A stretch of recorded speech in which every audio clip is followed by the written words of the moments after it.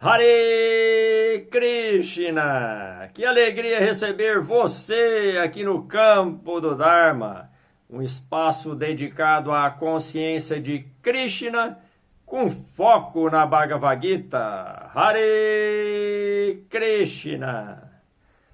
E hoje nós vamos falar um pouco de yoga. O que é yoga? Para começar, yoga é uma palavra, um termo sânscrito, que segundo Acharadeva Hridayananda Das Goswami, que fez a tradução, esta tradução literal da Bhagavad Gita, ao qual nós aqui no Campo do Dharma seguimos, Acharadeva traduz yoga como um conceito basilar para vínculo, conexão. Yoga, segundo Acharadeva, tem muitos outros significados, mas o significado basilar é esse: vínculo, conexão. No conceito popular, quando se diz yoga, eu mesmo, antes de conhecer o virtuoso e imperecível yoga de Krishna, qualquer um que falasse sobre yoga, eu imaginaria, assim como a maioria, imensa maioria, imagina que é o quê? O yoga das posições, das academias, principalmente. Mas não, yoga não é apenas isso. Essas posições, elas advêm do yoga, até tem um nome para isso, são os asanas, que partiu de um primeiro asana. Até Krishna fala no capítulo 6 sobre isso, no capítulo 6 da Bhagavad Gita, ensinando como meditar. Então, o primeiro asana era procurar um lugar e sentar-se na posição de lótus para praticar a meditação. Isso faziam nos tempos antigos aqueles que se refugiavam, saíam do meio das pessoas, se recolhiam nas cavernas para meditação, passavam a viver nas cavernas. Então, primeiramente, eles adotavam o asana, essa posição de lótus, para ficar em meditação. Como eles passavam toda a vida ali, sem mais nada a fazer a não ser meditar, imagina-se que, saindo da meditação, o passatempo deles, né, era o quê? Fazer essas posições. A hora que eles saíam de uma concentração, que voltavam praticamente para se reconectavam ao falso eu, ao falso ego, como nós falamos, então eles buscavam dominar essas outras posições, dominar o corpo. Assim, esse yoga dessas posições, esse yoga que nós conhecemos hoje, ele veio de lá, veio dos Himalaias. E eu não vou falar mais aqui da história dele, porque eu gostaria que vocês buscassem no livro O Caminho 3T do Mestre Giridhari. Lá ele conta essa história. Mas não apenas por isso. Eu recomendo àqueles que começaram e ainda não tiveram acesso, aqueles que estão a começar no caminho do yoga de Krishna, eu recomendo que iniciem pelo caminho 3T. O caminho 3T foi por onde eu comecei e tenho certeza que é uma base sólida a nos preparar para adentrar nos ensinamentos de Krishna na Bhagavad Gita. As pessoas também, né, quando nós falamos que elas começam, principalmente as próximas de nós, quando começa a ver, às vezes, a nossa mudança de comportamento, de não estar mais indo a tais lugares, de não ter mais tais ações como nós convivíamos com elas antes, aí elas, quando se há uma aproximação, a dúvida delas: yoga é uma religião? E não, yoga não é uma religião. Yoga poderia se dizer, talvez, que é um estilo de vida devocional a Deus. Poderia se dizer, eu digo, para a compreensão dessas pessoas, de quem não acessou esse conhecimento ainda. O yoga das posições, hoje que nós vemos aí das academias, é nada mais do que a alma numa ação externa, né, corporal, material, através de, como eu disse, do falso eu, do falso ego, a tentar manipular, a dominar a energia material de Krishna, esse corpo, dominar o corpo, buscando em ilusão manifestar o quê? Poder, beleza, excelência. Mas vê-se hoje que, principalmente esse yoga que desceu primeiramente do Himalaia, que tinha um certo sentido, mesmo que material, com a popularização, hoje esse yoga tornou mais o quê? Mais um status social avançado. Já o yoga de Krishna, nós poderíamos dizer que é o quê? É a alma, é o verdadeiro eu, a alma em ação interna pelo domínio da mente, não do corpo, através dos ensinamentos de Krishna na Bhagavad Gita. A alma, através desses ensinamentos, buscando controlar, dominar, não o corpo, como eu disse, mas a mente, pela razão de se reconectar à sua natureza original, eterna, imutável e imperecível, e também ao eu superior, Deus, Krishna. Krishna, ele faz várias referências ao seu yoga, virtuoso e imperecível yoga, na Bhagavad Gita.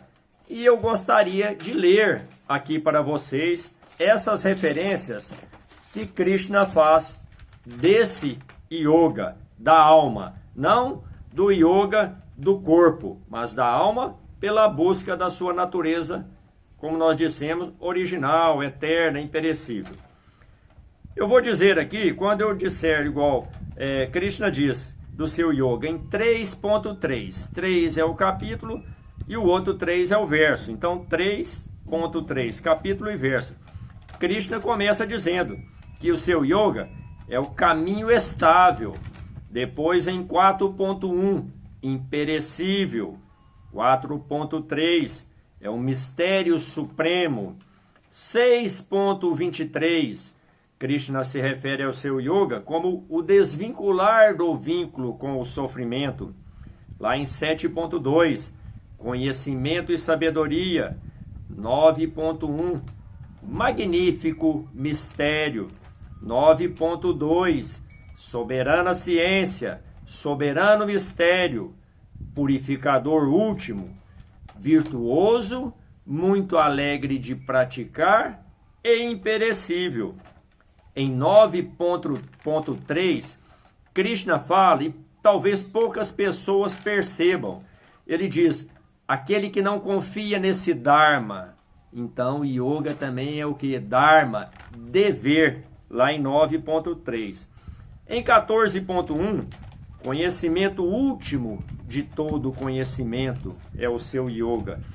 E para finalizar, em 18.63, Krishna diz que é o conhecimento mais secreto do que o segredo. Assim, então yoga não é religião e não é também apenas um estilo de vida devocional a Deus. Yoga, como Krishna diz aqui, é a soberana ciência, a ciência de Deus, a ciência dele. Lá no capítulo 10, no verso 32, Krishna diz, das ciências, eu sou a ciência do eu. E esse yoga, que a maioria conhece, das posições, como nós dissemos aqui, ele advém do yoga de Krishna, pela forma original, porque Krishna recomenda nessa posição a entrar no processo de meditação. Essa posição, esse asana, como nós dissemos, é um elemento do yoga, apenas um dos ditos 8 elementos do yoga, Ashtanga Yoga, que começa pelos yamas, depois 2 niyamas, o que não fazer, o que fazer, os ensinamentos de Krishna, que está aqui na Bhagavad Gita. Primeiro isso, para depois, já nessas práticas, purificado, sentar-se, colocar-se na posição de asana para o processo de meditação, que depois dessa posição do asana, dentro do Ashtanga Yoga, vem pranayana, que é o que? A respiração. Krishna diz, observem lá no capítulo 6, ele ensinando o processo de meditação. Então é controlar, igualar os alentos, inspirados e inspirados, prender o ar no topo, ele diz. Então, primeiro, yamas, niyamas, asanas, pranayana, recolhimento. Recolhimento de quê? Dos sentidos. Krishna diz muito isso na Bhagavad Gita, e lá no começo, em 2.58, Krishna diz, a sabedoria está solidamente fixa naquele que retira por completo os sentidos de seus objetos. Isso é recolhimento. E ele faz uma analogia. Assim como a tartaruga recolhe os seus membros, então é retirar os sentidos dos objetos dos sentidos.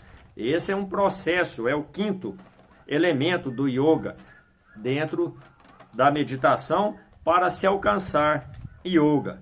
Depois, concentração, meditação e, por último, samadhi. Samadhi é o estágio final do yoga. É quando nós entramos em contato com Deus através do seu aspecto Brahman, já assimilando, já em poder de conhecimento, nós vamos nos elevando e através da meditação desses 7 passos, chegamos no passo final, que é Samadhi, conectando com Brahman. Krishna diz na Bhagavad Gita, Brahman é o status mais elevado de conhecimento. E eu quero ler aqui, que eu disse para vocês, do capítulo 6, lá onde Krishna diz, vamos ler aqui, depois vocês deem uma olhada, deem uma meditada, estudem sobre isso, no capítulo 6, nos versos de 10 a 15, onde Krishna fala sobre esse processo. Ele diz, sozinho, recluso, o eu e a mente refreados, sem ser cobiçoso nem possessivo, um yogi deve sempre vincular o eu em yoga. Num local puro, após estabelecer seu assento firme, não muito alto nem muito baixo, coberto de tecido, pele de antílope e grama cuxá, e sentar-se ali, tornando a mente unidirecionada, seus pensamentos e atividades sensoriais refreados, ele deveria praticar yoga para autopurificação. Estável e imóvel, mantendo o corpo, cabeça e pescoço alinhados, focado bem na ponta do nariz, sem mirar em direção alguma, o eu calmo, livre de medo, firme no voto de castidade, pensamentos em mim, a mente sob controle, ele deveria permanecer vinculado em yoga, dedicado a mim. Desse modo, constantemente conectando o eu, um yogi de mente disciplinada alcança o nirvana da paz mais elevada que reside em mim. Também, lá em 6.28, aqui ele fala a questão de 6.28.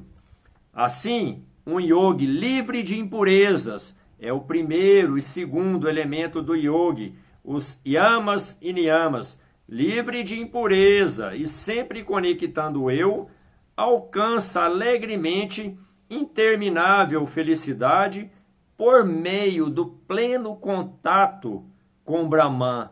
Já lá o oitavo elemento, Samadhi, quando se conecta com esse aspecto de Deus, não ainda com a própria personalidade, a suprema personalidade de Deus, mas nós nos conectamos com o Brahman, um aspecto de Deus. E para finalizar, no capítulo 8, Krishna também fala, nos versos 12 e 13, por restringir os portões corporais, fixar a mente no coração e posicionar o ar vital no topo da cabeça, pranayana, o indivíduo situa-se na plataforma de yoga. Vamos entender isso. Por restringir os portões corporais, yamas e niyamas, fixar a mente no coração e posicionar o ar vital no topo da cabeça, o indivíduo situa-se na plataforma do yoga. Coloquei em yoga para a meditação. Enquanto ressoa sob a forma no monossílabo Om, quer seja o Om que Krishna orienta aqui, quer seja o Mahamantra ou outro mantra a qual você vá meditar, e continuamente lembra-se de mim através desse mantra, né? Ele parte então do corpo e alcança o destino mais elevado. Krishna, ele parte do corpo, mas não desse corpo físico, a alma, esse contato com Brahman. Isso é uma referência, o que Krishna se refere ao yoga. Nós vamos aqui no canal estar falando muito de yoga. Esse é apenas um insight, o início. E para colocar sobre essa questão do yoga, das academias e do yoga de Krishna. Assim, muito obrigado pela sua paciência e atenção e até a próxima aula. Hare Krishna!